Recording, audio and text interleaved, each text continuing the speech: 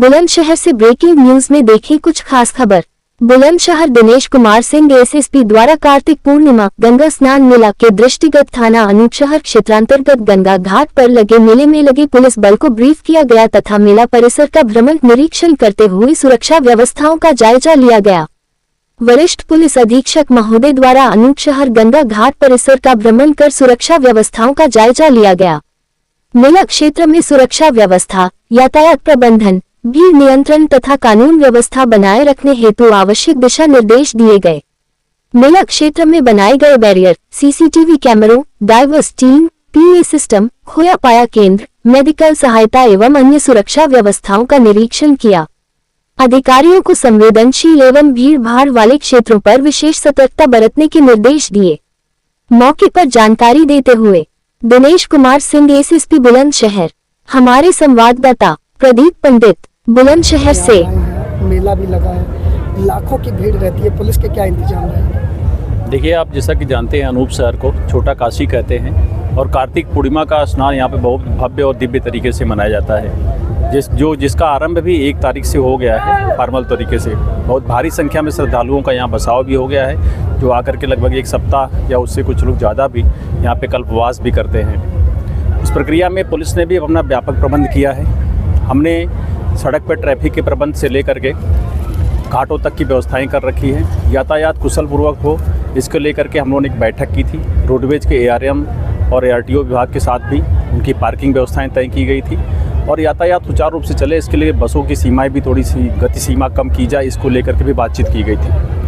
आसपास के जनपदों से क्योंकि श्रद्धालु बहुत भारी संख्या में आते हैं यहाँ पे, इसको लेकर के संभल जनपद के अधिकारियों के साथ एक कोऑर्डिनेशन बैठक भी की गई थी, क्योंकि पुल हमारा उस पार जाता है, तो अगर कहीं भीड़ बढ़ती है तो उनके साथ हमारा कोऑर्डिनेशन बराबर बना रहे। साथ ही बसाव क्षेत्र को आकर के यहाँ पर मेरे और डीएम साहब द्वारा तय किया गया था कि वो कैसे रेगुलेट हो। कुछ जगहों पर जहाँ परंपरागत स्नान होते थे कटाव हो गया था, उसको लेकर के यहाँ बैरिकेटिंग भी कराई गई जिससे लोग उधर न जाएं। जो नहाने के लिए सुगम एरिया थी उसको लेके हमने जगह जगह साइनेज भी लगाया है कि ये नहाने का स्थान है और जहाँ गहरा पानी है उसको गहरा पानी है, इस तरह इंगित करते हुए बैरिकेटिंग कर दी गई है। और कहीं भी जो नहाने के एरिया है उसको चिन्हित करते हुए बताया गया कि 4 फीट से ज़्यादा गहरे पानी पे नहीं रखा गया है उसको। लगातार हमारे पीए सिस्टम से ये बात अनाउंस करने की भी व्यवस्था बना ली गई है कि लोगों को हम रेगुलेट करते रहेंगे प्रॉपरली।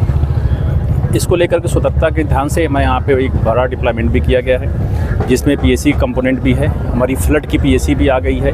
इसके अलावा 30 नावें भी हमारी और लगाई गई हैं और 35 की संख्या में हमने गोताखोरों की व्यवस्था कर रखी है, जो दिन रात लगातार हमारी पुलिस के साथ लग कर के काम कर रहे हैं। अभी तक जो मेला पिछले 3 दिन गुजरा है उसमें से कुशल रहा है। अब कल और परसों हमारा जो मुख्य स्नान के दिन है, बहुत ज़्यादा भीड़ होने की संभावना है, उसको लेकर के लगातार हम प्रयत्नशील है और हमारे ऑफिसर्स लगे हुए हैं।